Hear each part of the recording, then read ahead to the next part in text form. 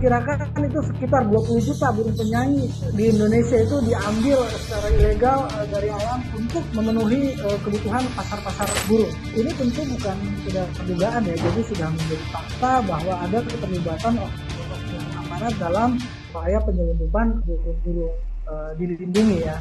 Tapi abang tahu itu burung-burung dilindungi. Tahu. Ya kalau lagi ada rezeki kan sampai 400-500 dapat. Ya saudara, aksi penyelundupan burung langka yang dilindungi ternyata masih marak saja di tanah air. Upaya melakukan razia di titik-titik lokasi rawan penyelundupan tidak membuat para penyelundup jerah. Profit fantastis dari bisnis ini membuat para pemainnya nekat melanggar aturan. Berapa besar perputaran uang bisnis ilegal ini dan berapa kerugian negara?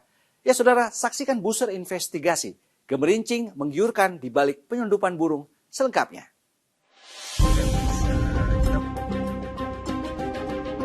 Inilah pelabuhan Bakauheni Lampung, pintu keluar Pulau Sumatera di ujung selatan.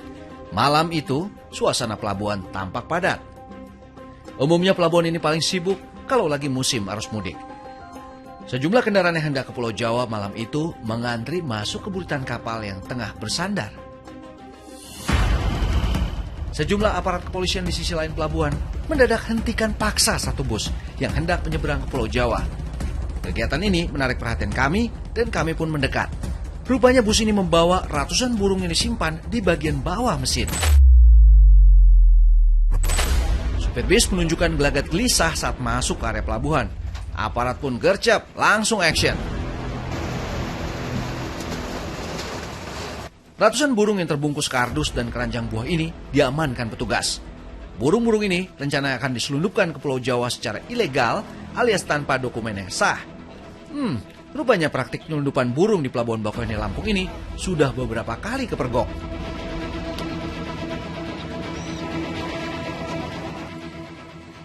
Sebenarnya kasus penyelundupan, baik burung dilindungi atau burung tanpa dokumen, udah nggak kehitung yang digagalkan petugas. Tapi, manfaatin kelengahan aparat, para penyelundup burung nggak kapok dan menyamar di antara kepadatan Pelabuhan Bakauheni.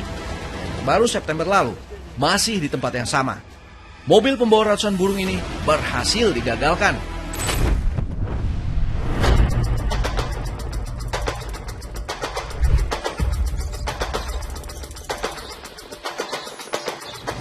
Kini bergeser ke Pelabuhan Tanjung Perak, Surabaya, Jawa Timur. Pelabuhan Tanjung Perak jadi salah satu pintu masuk selundupan di timur Pulau Jawa. Kami dapatkan visual penangkapan penyelundupan burung pada Februari 2022 lalu. Terduga pelaku ini langsung dibekuk petugas di dalam kapal Tanto yang baru saja bersandar dari Timika, Papua. Rupanya ia dengan nekat membawa ratusan burung dari Timika. Untuk kelabui aparat, burung selundupan disimpan di kamar mandi kapal Tanto.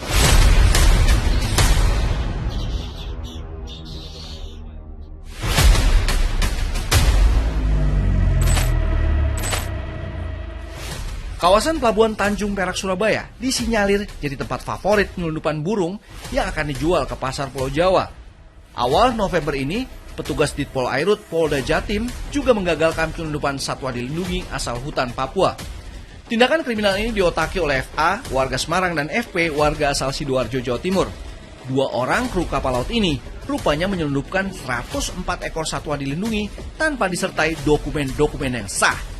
Burung cendrawasih kebanggaan warga Papua masuk dalam daftar burung. Rupanya burung cendrawasih dan satwa-satwa dilindungi lainnya sudah ada pemesannya di Surabaya. Kita melakukan penyelidikan kurang lebih selama 2 hari di lapangan. Begitu kapal berangkat dari Papua, kemudian masuk di Maluku dan sampai di perairan Karanggamuang mau menuju ke pelabuhan Surabaya, pelabuhan Gambut. Kami melakukan penyelidikan, kami tajamkan lagi informasi tadi. Dan begitu dari informasi 1, kami turunkan tim dari informasi itu, kami melakukan pemeriksaan terhadap kapal dan juga kami melakukan pemeriksaan, kami tindakan keputusan dan kami dapatkan memang benar kapal tersebut di perairan Karanggamuang, APBS wilayah Kabupaten Gresik, kami dapatkan. Di Surabaya, praktik penyelundupan burung asal Papua yang dilindungi paling sering terjadi. Padahal negara sudah dengan tegas mengaturnya. Ancaman hukumannya juga nggak main-main, lebih dari 5 tahun penjara. Namun para pelaku tidak juga jerah. Dugaan adanya praktik penyelundupan yang di backup aparat ikut terendus. burung-burung penyanyi dengan kategori dilindungi itu biasanya itu burung cicak daun ya, terus ada juga cicak daun sayap biru. Nah itu burung-burung ini juga masih sering kita temui di pasar-pasar burung, meskipun statusnya itu dilindungi gitu. Selain itu juga banyak jenis-jenis burung yang tidak dilindungi itu diperdagangkan secara ilegal, diselundupkan gitu. Jadi meskipun burung-burung ini tidak dilindungi, tidak dalam status dilindungi oleh Undang-Undang Nomor 5 tahun 90, tetapi untuk mengambil burung-burung ini dari alam itu juga harus perlu izin gitu. Perlu izin dan juga mengirimnya juga perlu dokumen-dokumen legal ya, seperti surat angkut tumbuhan satwa dalam negeri atau SATSDN ya. Juga ada surat kesehatan ya, sertifikat kesehatan dari karantina ya, karena ini juga lalu lintas burung ini kan juga terkait dengan persoalan penyakit ya. Ini tentu bukan sekedar dugaan ya, jadi sudah menjadi fakta bahwa ada keterlibatan oknum aparat dalam upaya penyelundupan burung-burung dilindungi ya. Baik itu dari Sumatera, Kalimantan, Papua, Maluku, itu adalah fakta ada keterlibatan aparat.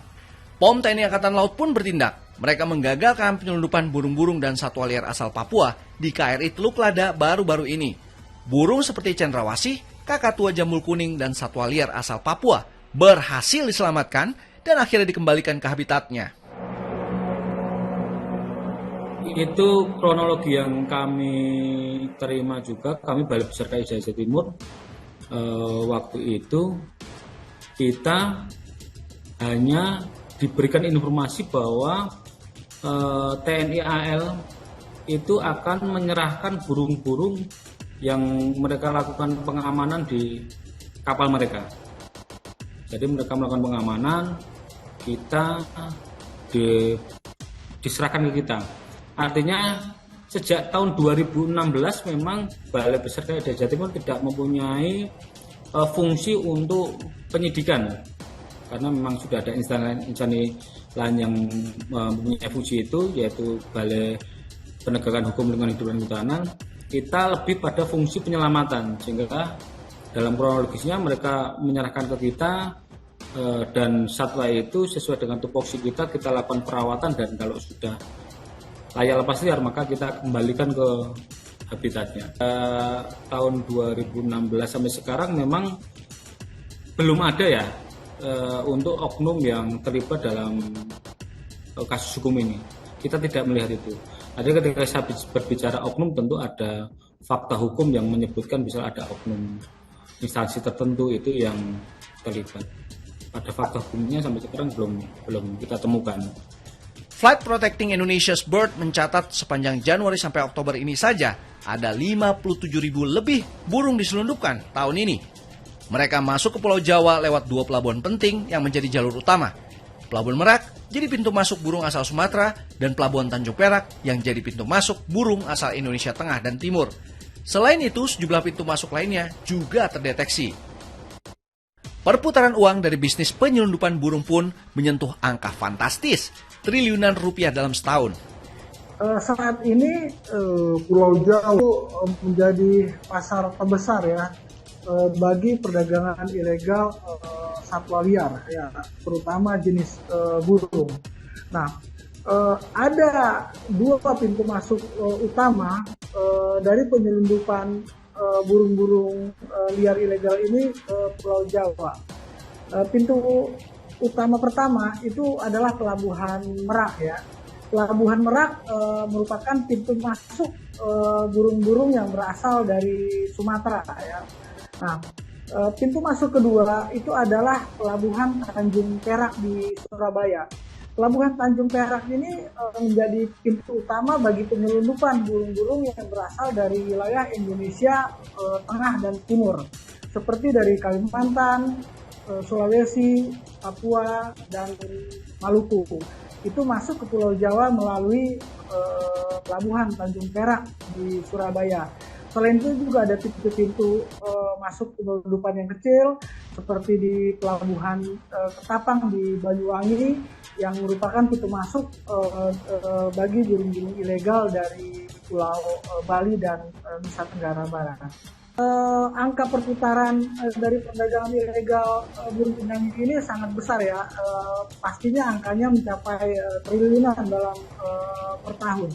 Dan saya lihat juga masih ada keengganan atau pemerintah ini belum secara total untuk mengatasi perdagangan ilegal burung penyanyi karena mungkin dengan alasan bahwa ada nilai ekonomi yang besar yang dihasilkan oleh perdagangan burung ilegal ini.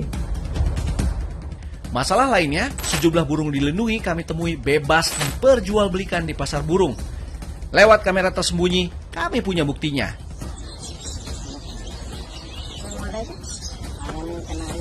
Kami menyamar berpura-pura jadi pembeli, dan gambar inilah yang kami dapatkan.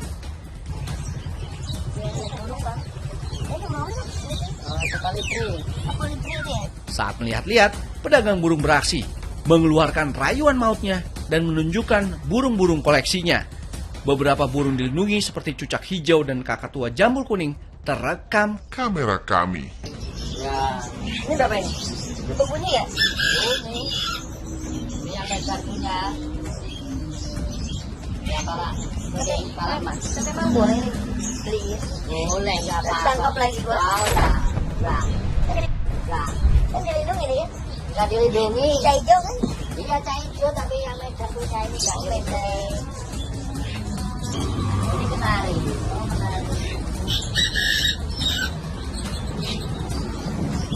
Putih masih ada jalan putih. Tapi mana? Jalan putih kayak Bali, yang kayak Bali itu. Kayak jelas Bali. Nah, itu apa? Nah, itu mahal juga ya. Iya, ya namanya jalan putih kan. Itu udah mulai kali ya? Tuh, ini tak gitu kan?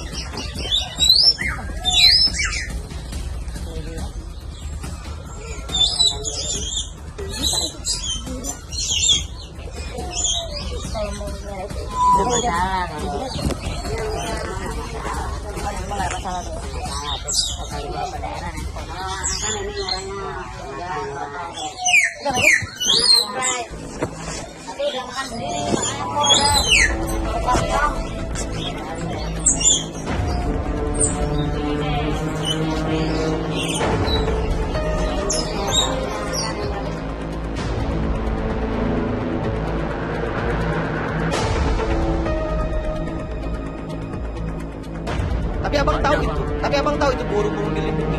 Nah, ya kalau lagi ada rezeki kan sampai 400-500 dapat.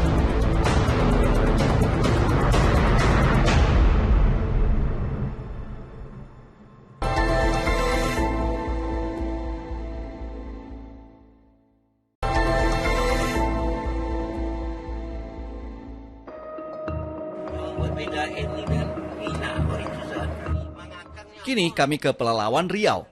Di sini kami temui mantan jaringan penyelundup burung Sumatera ke Pulau Jawa yang katanya sih udah tobat. Kita sebut aja mereka Asep dan Andi. Kedua orang yang kami temui ini menceritakan betapa menggiurkannya penghasilan bisnis penyelundupan burung dari Sumatera ke Pulau Jawa.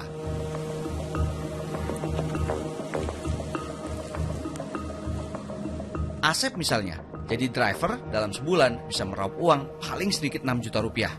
Andi beda lagi. Sebagai pengepul, penghasilannya bisa mencapai 12 juta rupiah. Itu penghasilan standar loh ya per bulannya. Jika banyak burung yang dijual, penghasilan Andi bisa mencapai 20 juta rupiah setiap bulan. Lumayan banget kan? Kala itu mereka berdua berkongsi menyelundupkan burung-burung kategori burung dilindungi Pulau Sumatera dan burung tidak dilindungi tanpa dokumen ke Pulau Jawa.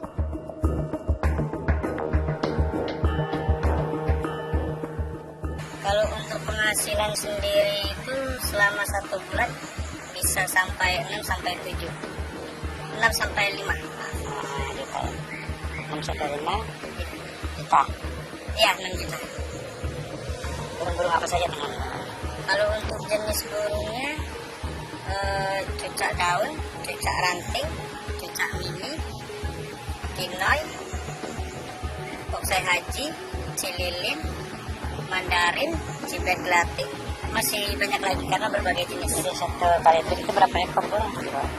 Untuk sekali bawa kita 2.000 ekor sampai 2.000 lebih. Mobil itu ada sampai 100 burung juga Pak. Kalau burung kecil-kecilnya jika kena dengan yang banyak bisa otomatis nanti kapasitas. Berapa lama ngumpulkan itu? Kalau biasa tergantung cuaca juga Pak. Kadang-kadang bisa sehari, 2 hari udah satu burung bisa 2 hari. Karena kan kalau main burung ini dulu ini kita main cepat, karena kan kita menjaga tempat makan, harus cepat cepat. Terus berapa penghasilan satu trip itu? Kalau untuk penghasilan saya per trip itu kisaran 1,5 sampai 2 juta. Kalau sebulan sampai 5 trip nanti ya 15 juta sebulan.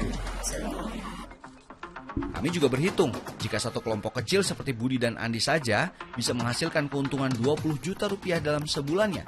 Lalu berapa rupiah jika di Sumatera misalnya ada 1.000 kelompok jaringan penyelundup burung? Penghasilan 1.000 penyelundup bisa mencapai 20 miliar rupiah dalam 1 bulan. Ini baru kisaran loh, ngeri kan angkanya? Dari Riau, kami nyebrang ke Bengkulu.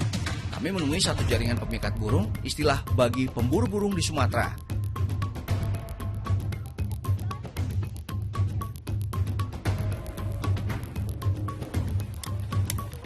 Warno, kami samarkan namanya. Saat kami jumpai tengah merangkai jebakan burung di semak dan ranting pohon. Di hutan ini Warno dan rekannya biasa berburu burung untuk ia kirim ke Pulau Jawa. Dalam sehari, Warno bisa mendapatkan 100 ekor burung. Jika menginap, katanya bisa lebih banyak loh.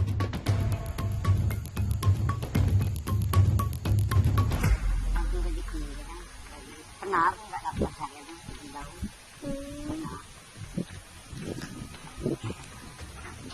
Tapi jarang-jarang nggak dapat.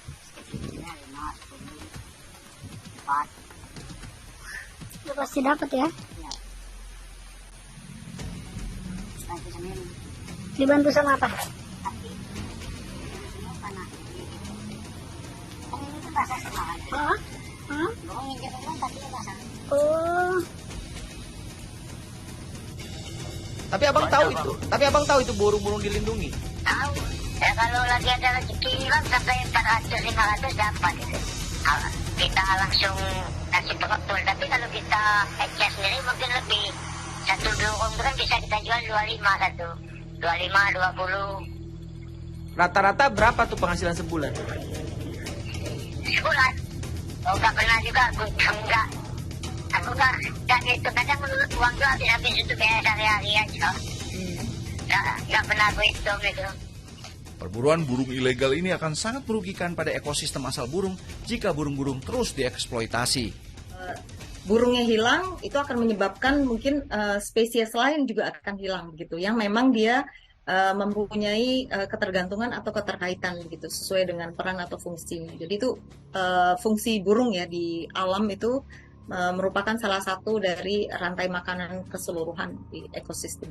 Kalau dari pantauan kami dan monitoring kami itu adalah jenis-jenis burung pemakan serangga ya, ini merupakan jenis burung yang kalau di alamnya akan hilang itu akan menyebabkan tadi apakah itu ada peningkatan untuk hama begitu ya, karena burung ini burung-burung pemakan serangga itu adalah salah satu kelompok burung yang memang mereka menjadi pengendali hama gitu. Jadi ini akan ada sebab akibatnya begitu.